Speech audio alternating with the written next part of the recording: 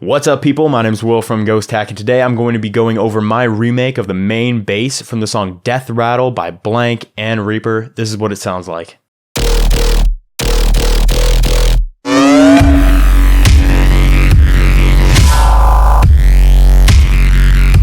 Alright, unfortunately I'm not able to play the original track in the video for YouTube copyright reasons, but I encourage you to go look up the track. It's a really sick track, it has a really sick bass, and this recreation turned out pretty dang similar, and I'm going to show you how I did that inside of Serum with a little bit of post-processing. Now essentially this sound starts its life as a saw wave. This is really going to be the main thing is going to be a saw wave and then a sine wave once we get to this oscillator. Nothing special at all, and what I'm going to do is I'm going to drop it down a couple octaves just so it's bass level, and then I'm going to give it two voices. I'm also going to turn the unison on random and the detune down pretty low, just so, you know, there's really no difference in tone that you can hear other than the fact that it's just pretty stereo wide. And the randomness down is going to make sure that it just sort of hits the ground running and all the phases start at the same time, so you get a little bit of impact with the saw, but it's still not near what we want to create. What we have to layer with it is oscillator B, which is an analog BD sine wave, which you can find in the analog tab right here. I have pitched this up one octave, and I've brought it up plus 7 semitones. This is going to be important because in the original bass, there is sort of a harmonic layer that you can hear. It's not completely just 100% on D sharp like I was playing it a second ago. There's like harmony to it, and that's because one of the sounds here is up a fifth. So I brought it up 7 semitones. It's a little quiet, but now you can hear that sort of harmony playing. I also brought the unison up to here and brought the random down as well as the detune, so it basically mimics what I was doing with the saw wave. So basically these two sounds are going to layer together. So we have the deep griddy part of the sound, and then we have the sort of mid-tone harmonic part of the sound. The next thing I added is a bit of the sub right here. You can see I just have this rounded square wave selected for the sub. It's down 2 octaves, and its volume is being controlled by LFO2 here, which you can see is going up and down like this. And a very similar LFO, LFO1, that looks like this, is controlling the level of the oscillator B sine wave right here, which is not going up as high as the main saw wave. You can see how it's just sort of doing this action and doesn't go all the way down. These two oscillators are going to be the main sort of movements of the sound. They're basically the same shape. One just has, you know, a higher cutoff at the very bottom than the low one. And then as you can see, LFO2 is also controlling the level of the noise. So let's turn on a little bit of noise. I just chose ARP white for this one, which is just a basic white noise, and this is going to be mixing in. Next up, I have this filter selected, which we are doing absolutely no filtering with. There's no filtering happening in this filter. All I'm using this filter for is as a volume. So I have A, B, and the noise running through it. The sub is going direct out, so there's no need to run that through the filter. But it's a low pass filter, which I could bring down like this. And now you can see the low pass, but there's no reason for me to do that. I don't want to low pass it. I want the cutoff all the way up, and then I want to take this mix function and I want to click it and turn it into a level. So we can bring this all the way down and it will go all the way to 100% with LFO2 here. So that's all it is just a level, because we need that level going up and down because we're going to run it through a lot of distortion right here, because the sound is still very clean. This is a clean sound. And now once we run it through the distortion, full tube distortion in fact, is going to make the sound a lot crunchier. And now we're definitely starting to make progress here to make the original sound. Like you can hear when I mix this distortion in.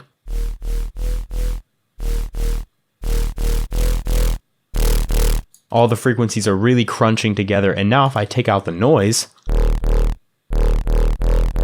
it's very apparent why that is necessary. That adds a lot of crunch and a lot of aggression to the top end. Next up, I have an EQ, which is moving around with LFO1 here.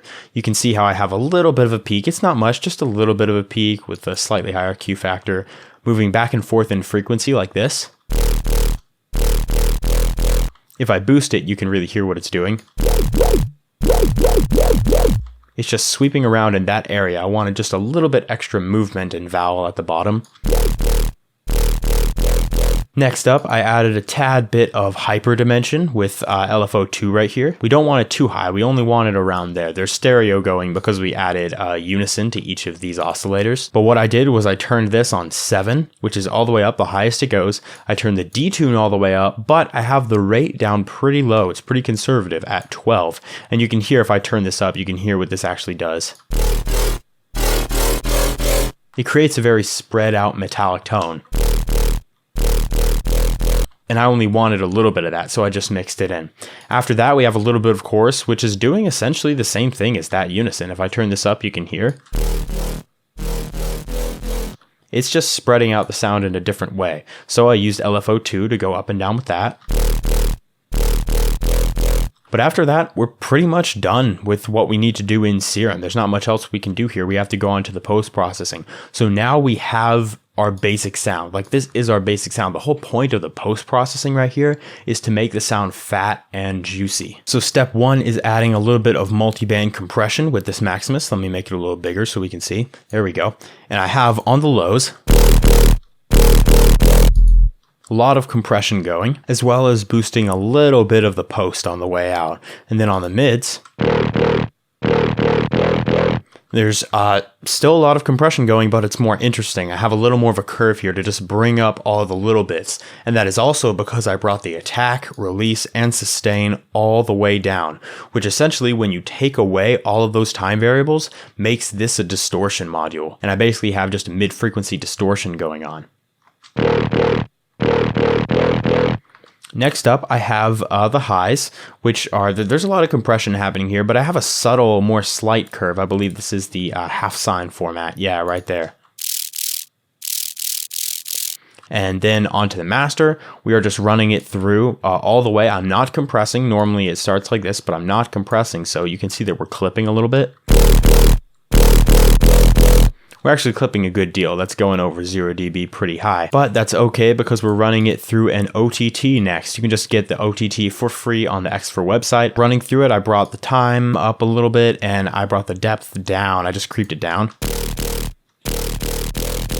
So now we're no longer clipping and everything is very compressed and smushed together. It sounds very nice. After that, I threw on a little bit of an EQ, which this is just adding a little bit of top end, as you can see. But I also have this tiny little peak here. It's hard to see. Let me make it bigger. I have this tiny little peak, which is boosting that harmonic frequency. You can see if I bring this up, that's the frequency that we like. That's the one that's creating that interesting harmonic tone.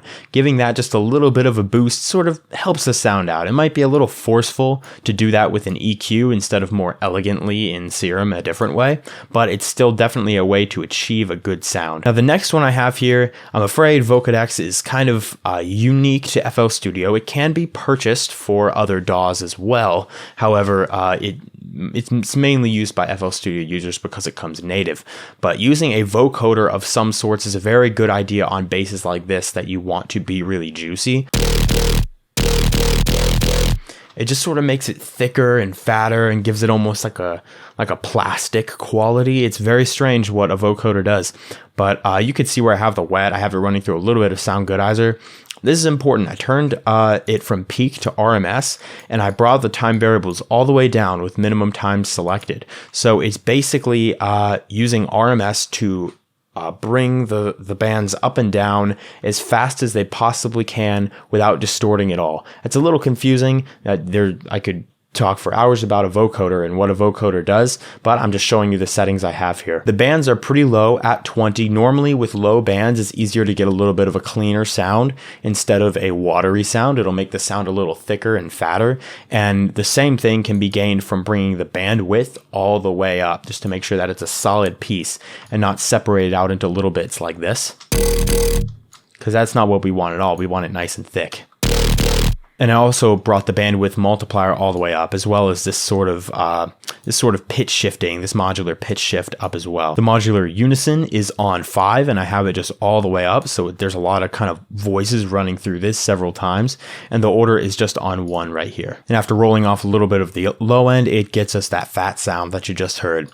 But after that, I wanted to throw on an EQ because the low end was getting a little bit messy. Vocoders tend to do that to the low end, and this wasn't a particularly like super fat bass in the low end. It was a very mid-heavy bass. So I brought up the sub a little bit because the Vocodex cut the sub. But I also have these notches kind of sticking down to take out frequencies in this muddy region. I didn't really like how it was sounding. Also brought up a little bit in the mids, and it sounds pretty nice.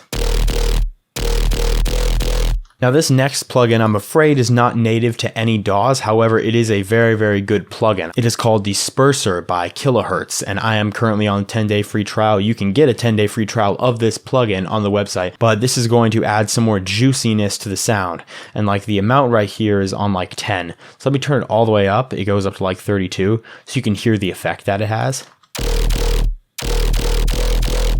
Do you hear that watery effect? Like without it. And then with it. It has a weird watery effect. It's very interesting. And you can kind of pinch this thing back and forth.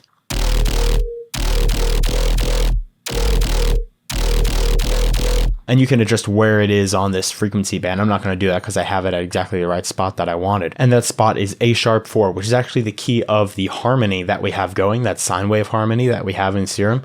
That's the key of that. So I want to just boost that a little bit and bring that out and sort of mess up the frequencies with this disperser to add a little more just juiciness to it. After that, I ran it through a patcher, which I've gone over this patcher several times, but I use it in a lot of my basses. We have a high end going right here. The high band is soloed with Maximus. Then the mid band is soloed with this Maximus, and then the low band is soloed with this Maximus. And they're all, the mid, the low, and the high are going through two separate soft clippers that have this shape. So all of these 6 soft clippers have that shape through them. So each band is getting just a soft clip saturation 2 times. And this makes the sound very loud. And then before. And then after that, I'm just going to top it off with a Waveshaper that is just doing a little bit of hard clip distortion at the top, which is going to limit the sound, make sure that we're not clipping, and it's just going to add a little bit of extra loudness and crunch.